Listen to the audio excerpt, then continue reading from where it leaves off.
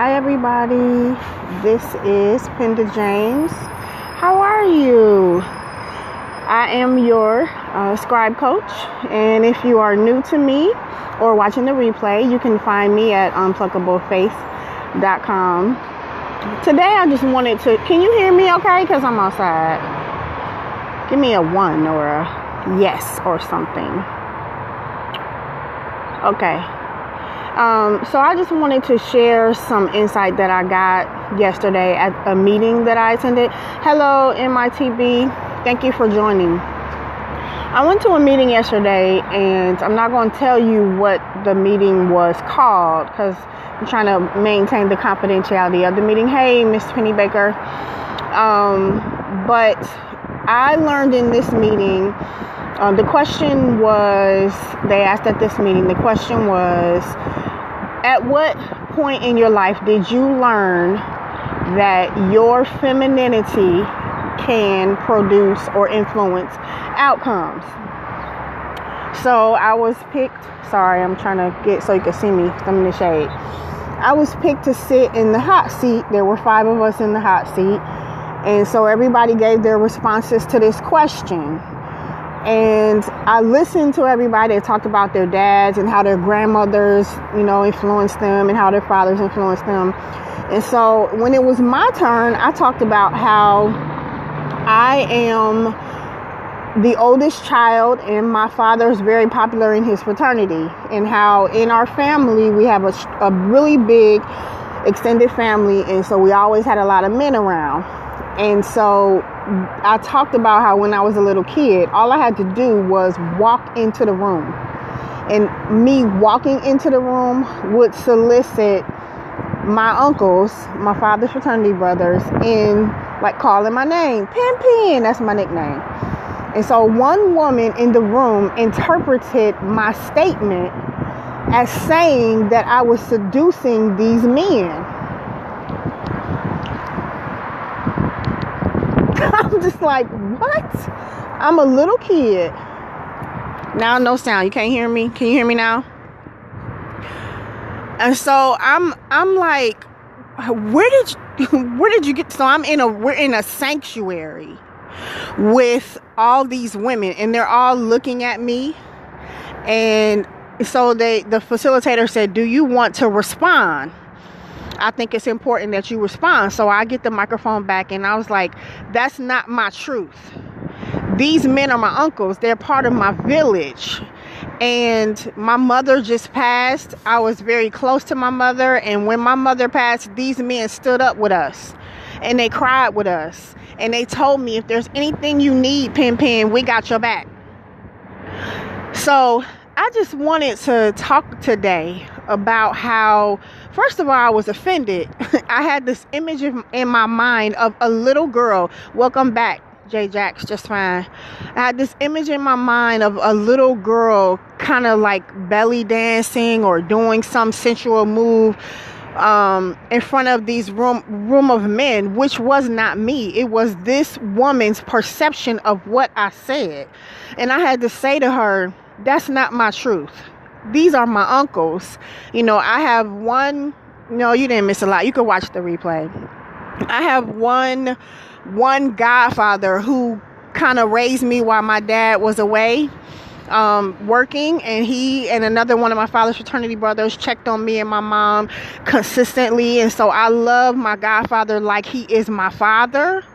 And so this woman's interpretation of what she thought I said was wrong, and I could have allowed the whole room to walk away with that perception of me seducing these men. So I'm thankful that the facilitator gave me the microphone back so that I could correct her. No, ma'am, that's not my story. And so I just want you, as you are writers and as you are telling your story, to own your story. It's your story, nobody else's. And the truth of the matter is that I felt that the Holy Spirit was showing me. She was interpreting what I said and unpacking it with her own story. making it mine. So she was projecting on me what she thought, what was her definition of femininity. The question was not, how do you define femininity? The question was, when did you recognize that your femininity could influence outcomes? I know that all I have to do is walk into a room. I am a young girl. My parents protected me. Yes, I was violated as a child, but not by any of these men, by somebody in the neighborhood who my mom entrusted me to stay with. It had nothing to do with these men who God appointed and anointed to be in my life as part of my village. And so I thought about it today because I haven't scoped in a while. And I was thinking today, like, what can I talk about? And I think the biggest lesson that I want you all to know that are watching this today is own your story. I had to tell that woman, that is not my truth, period. I was not seducing these men and they were not seducing me. And because I was a young girl and I could get what I want from them, I never asked them for anything crazy. I never went in like, can you buy me a watch? Like, this is the image that I saw of this woman saying that this is what I was doing. That's not at all what I was doing. And you have to think too that we're sitting on this stage, they're asking us these questions, and the question comes so quickly and they want you to answer right away. So it wasn't like I was able to sit down and really think about the first time that I thought about my femininity influencing outcomes. And so thinking about it now, maybe I would have given something different if I had more time to answer the question, but I didn't. That's the answer that I had. The woman that went before me was a little bit emotional, and she was just like, I don't really know how to answer that question, and she kind of cried a little bit. So the lesson that I wanted to pass on today is just own your own truth. Thank you for joining me. If you have any, I don't know who's still on, but thank you for staying with me. I saw some people coming in and out, but I appreciate you for staying with me in my little venting and ranting. Hi. My venting and ranting. But because I am a scribe coach, I take this seriously, and I take legacy and truth and history seriously. And I don't want anybody to try to color what my story is. That's not my story. My story is that I was raised and groomed, not groomed is not the right word. I was raised and nurtured by a village of strong men and women, and they love us like they are their own children.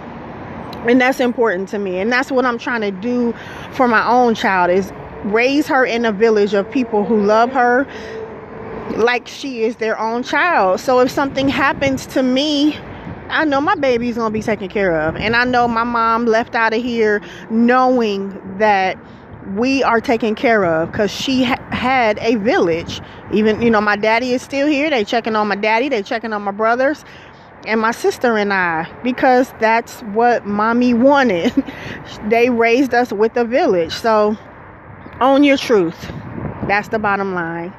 You can find me at unpluckablefaith.com. You can follow me on Twitter at Penscribed, or here, follow me on Periscope and Instagram. Have a wonderful day. Thanks for joining.